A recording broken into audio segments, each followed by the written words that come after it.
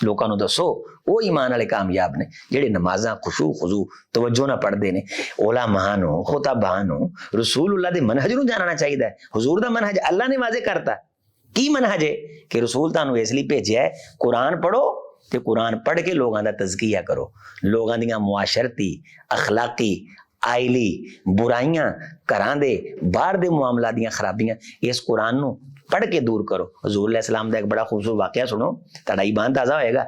आप अलैहिस्सलातु वस्सलाम हिजरत करके मदीना तैयबा तशरीफ ले आ रहे हैं ते मदीने ते मक्के दे दरमियान एक वादी है, उस वादी दे विच कुछ लोग रहिंदे सन, छोटा जिहा कबीला रहिंदा सी ते आप अलैहिस्सलातु वस्सलाम जदों लंघे ना ते एक बंदा जानवर चला रहा है ते हज़रत बकर सिद्दीक रजी अल्लाह तआला अन्हु फरमाउंदे ने हजूर एदा मालक मैनूं जाणदा है। आपने इहनूं आवाज़ दी, फरमाया भी गल सुन। उन्हें गल सुनी ना तो आप अलैहिस्सलाम ने पूछा तेरा नाम की है, तो वह कहन लगा मेरा नाम मसूद है, मसूद इब्ने हुनैदा। तो आपने फरमाया अबू बकर एदा नाम मसूद है। लफ्ज़ मसूद का मतलब हुंदा सआदतां वाला, खुशबख्त, जिन्हों खुशबख्त बना दिता गया, जिन्हों सादतमंद बना दिता गया। आपने फरमाया प्यारे अबू बकर एदा नाम मसूद है, ये ना जाहिर करदा है कि अल्लाह सानू इस सफर च सआदतां देगा। हुजूर ने जो ये लफ्ज़ आखे वह सीना चौड़ा हो गया कि मेरे नां चों अल्लाह दे रसूल सल्लल्लाहु अलैहि वसल्लम ने नेक फाल लई है। नेक फाल यानी किसी बंदे नूं वेख के कहना तेरी पेशानी च नूर है, तेरे चेहरे च खैर है। साडे कल्चर ये नहीं जे हैगा, असीं आने ये मूँह ते लिखिया सी इन्हें काम नहीं सी करना। उस्ताद क्लास च बैठे होना देने ये मैनूं शक्लों लगदा सी इन्हें फेल होना है। रसूलुल्लाह सल्लल्लाहु अलैहि वसल्लम दा उसवा की है, हुजूर दा नमूना की कि आपने नाम सुनिया नेक फाल लई। आपने फरमाया बड़ा सादतमंद है, साडा सफर भी सादतमंद है, खुशबख्ती वाला सफर है। फिर आपने पूछा किहड़े कबीले चों, वो कहन लगे जी बनु असलम चों। आपने फरमाया अबू बकर अपने लिए सलामतियां ही ने, यानी इस गल चों भी हुजूर ने नेक फाल लई। ते हज़रत बकर सिद्दीक रजी अल्लाह तआला अन्हु ने उन्होंने आख्या मसूद इब्न हुनैदा, फरमाया तू जिस मालिक दा गुलाम है ना उन्होंने मेरा नाम लै जाके उन्होंने कहो कि अबू बकर रजी अल्लाह तआला तैनूं सलाम आंदे ने ते नाले वो गुजारिश करते हैं कि सानू एक सवारी दिओ मजीद सफर लई ते ताकि और नाल सानू कोई बंदा भी दिओ जेड़ा बंदा सानू मदीने छड्ड के आवे।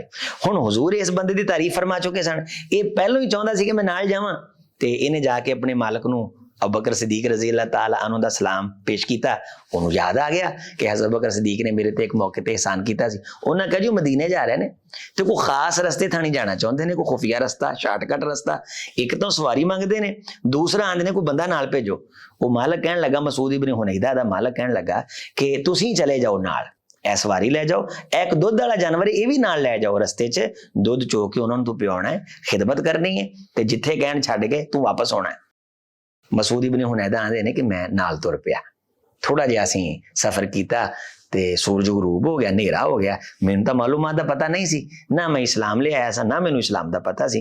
ते नमाज दा टाइम होया, नमाज दा ते अबू बकर सिद्दीक रजी अल्लाह तआला अन्हु ने तकबीर आखी ते रसूलुल्लाह सल्लल्लाहु अलैहि वसल्लम दोनों कट्ठियां नमाज नहीं दी ते मैं भी नाल ही नमाज दी नीयत बन ले। जो मैं भी नाल नीयत बन्नी हुजूर अगे हो गए, असीं पिछे हो गए ते मैनूं पता लगन लग पिया कि इवें जे तीन जने साहबण होण ना ते दो जने पिछे खड़ोंदे ने, एक जना अगे हो जाता है। ते आप अलैहिस्सलाम ने कुछ पढ़िया, वो जो हुजूर ने पढ़िया वो मेरे दिल च उतरिया और मैं हैरान हो गया, मेरे ते एक सकता तारी हो गया और पूरे जिस्म च मेरे बिजलियां भजन नठन लग पईयां। मैनूं समझ ना आवे, मैं शायरी दी रमूज तो वाकफ सा क्योंकि मैं जानवर चलाउंदा सी पहाड़ी इलाका च, हुदी खानी जिन्हों आंदे ने। ते ये जिहड़े लोग ने ना ये बड़े पक्के शायर हुंदे ने, अपना दिन लंघाउण लई शायरी कह लई, शायरी सुन लई, शेर याद कर लै ते दिन इन्हां दा सौखा लंघ जांदा है। ते शेर मैनूं ठीक ठाक आउंदे सन ते मैं कहा भी मैं बड़े दीवान ते बड़े बड़े शुआरा, इमराउल कैस वर्गा उहदा कलाम बड़ा मशहूर सी अरब दे विच, ये हुजूर दे जमाने तो पहलों होया है ते इहदे कलाम पढ़े जांदे सन, आशा वगैरह। ये जिहड़े बड़े बड़े शुआरा ने अंतरा, ये इन्हां दियां शायरियां और जड़ा हरम दे विच भी इन्हां दियां शायरियां जिहड़ियां ना वो मुकाबले च दोबारा असर 9 सालाना जिहड़े मुकाबले होंदे, एक अद्धा शेर पुरानी शायरी दा भी बतौरे यानी फखर पेश किया जाता सी कि साडे कल्चर च एडे एडे वड्डे शायर होने। सबा मुअल्लकात, ये तुसीं लफ्ज़ सुनिया होएगा अरबी अदब दी शायरी च, सबा मुअल्लकात, 7 मुअल्लके, 7 वड्डे शायरां दे कलाम दीवान जिन्हां दे बारे आख्या जांदा सी कि कायनात रहिंदी तक इन्हां वर्गा कलाम कोई नहीं जे लिया सकता। उत्ते अरब का इत्तेफाक हो गया सी, उन्होंने सबा मुअल्लकात आंदे सन। वो 7 यानी दीवान 7 शुअरा दे वो अलग अलग लिख के एक उन्हां दी मुकद्दस यानी तारीख तहजीब सकाफत, क्योंकि लुगत जिहड़ी है ना इनू शायर महफूज रखते हैं, नसर निगार महफूज रखते हैं और लुगत दे मानी शायरां नूं पुछ के अगे मुतयन कीते जांदे ने कि शायर इस लफज नूं इतों की मुराद लैंदा है। इसलिए ये सबा मुअल्लकात ये लोग पढ़ते सन। वो आंदे नहीं कि सारा कुछ होने के बावजूद जो हुजूर अलैहिस्सलातु वस्सलाम ने कुछ पढ़िया तो मेरे जिस्म दे विच एक तगय्युर तब्दीली, जिस्म ठर गया और मैं सकते चला गया। तो वो सूरत मरियम दियां कुछ आयात सन। सुभान अल्लाह। वल्लज़ी बाअसा फिल उम्मिय्यीन रसूलन मिनहुम यतलू अलैहिम आयाती।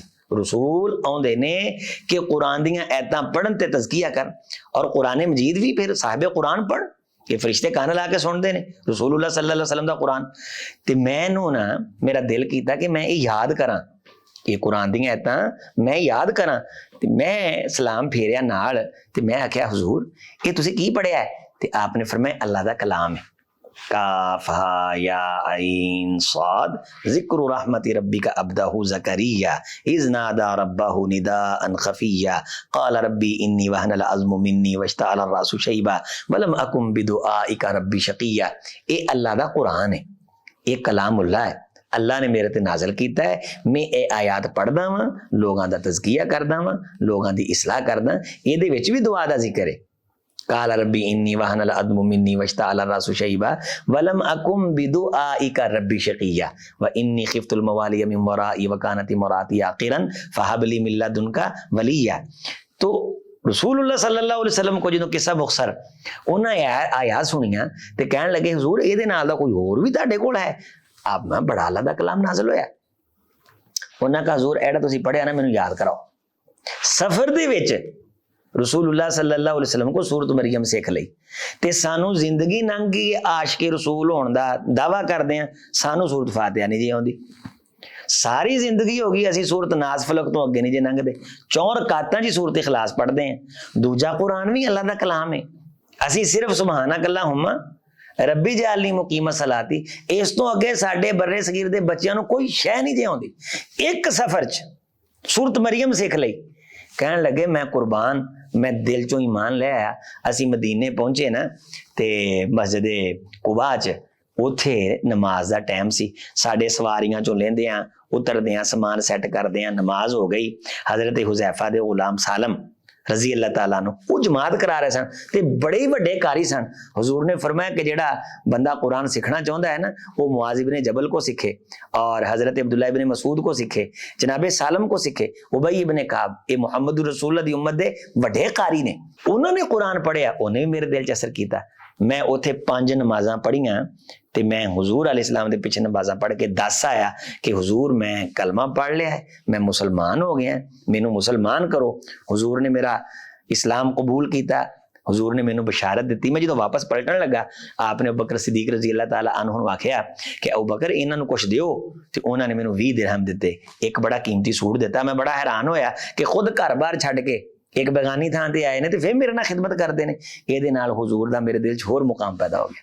ते असीं अजकल दे माशाअल्लाह मौलवी 24 घंटे साडी यही तवक्को रहिंदी है कि सानू कोई ना कोई कुछ दे देवे, सानू ना किसी नूं देना पवे। इन्हां गल्लां ते अमल किन्ने करना है? रसूल दा इह उसवा किहदे लई है कि अपने चाहण वाले नूं तुसीं भी ओहदी खिदमत करनी है। 20 दिरहम थोड़े नहीं, 1 दिरहम दी बकरी आ जांदी सी और दे कौन रहा है? जिहड़ा खुद घर बार छड्ड के आया और अगे थां ठिकाना हजे पक्का नहीं, वो दे रहे हैं सफर च जिन्हां ने काम कीता। असीं किसी नाल गड्डी च बह के जा रहे हैं, कोई सानू चाहण नाल लैके जा रहा है, असीं आने राज खिदमत भी ये जेबी चों ही करे, सानू ना कुछ लाउणा पै जाए। मेरे दोस्तों ये सीरत नाल मुहब्बत होएगी, रसूल दे उसवे नाल मुहब्बत होएगी ते ये काम खुद ब खुद होणगे। फरमाउंदे ने मैं वापस आया, तवज्जो जिहड़ी मैं गल दसणी चाहना, ते मैं आके अपनी बस्ती च इस सूरत मरियम नूं पढ़ के लोगां दी इसलाह कीती। एक सूरत मरियम लोगों को दीन सिखाया, कुरान पढ़िया, लोगों की सलाह की। मेरी अक्सरों बेशतर बस्ती मुसलमान हो गई।